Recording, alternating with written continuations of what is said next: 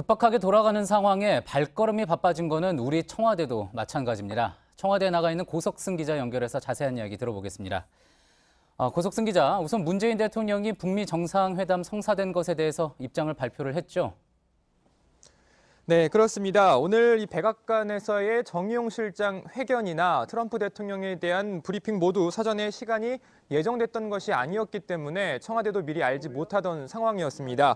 청와대는 정의용 실장의 회견이 끝나고 트럼프 대통령의 입장까지 모두 지켜본 뒤에 관련 성명을 내놨습니다.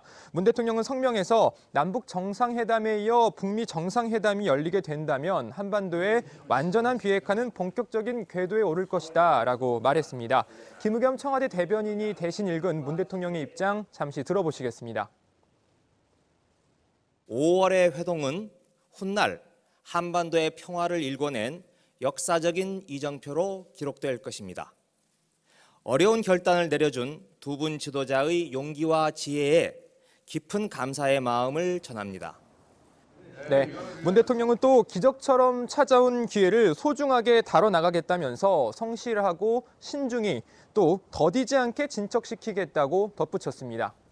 예, 이 북미 정상회담보다 더 눈앞에 닥친 게 남북 정상회담입니다. 이 부분에 대한 본격적인 준비에 들어갔겠죠? 네, 그렇습니다. 남북 정상회담 개최에 합의했지만 우리 정부는 그동안 미국에 대한 설명에 집중해 왔는데요. 오늘부터는 본격적인 정상회담 준비에도 들어갔습니다.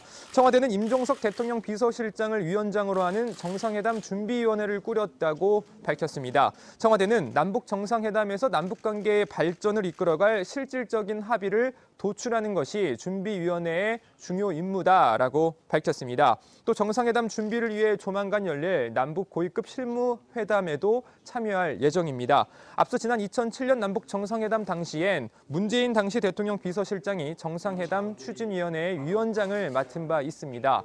4월 남북 정상회담 결과에 따라서 5월로 예정된 북미 정상회담의 성패도 갈릴 수 있기 때문에 청와대는 정상회담 준비에 만전을 기한다는 계획입니다. 예, 지금 이렇게 특사단이 미국에 가 있지만 당초에는 이제 방북 결과를 중국과 러시아 또 일본에 직접 가서도 설명을 하겠다 하지 않았습니까? 각각의 방문 일정이 나왔습니까?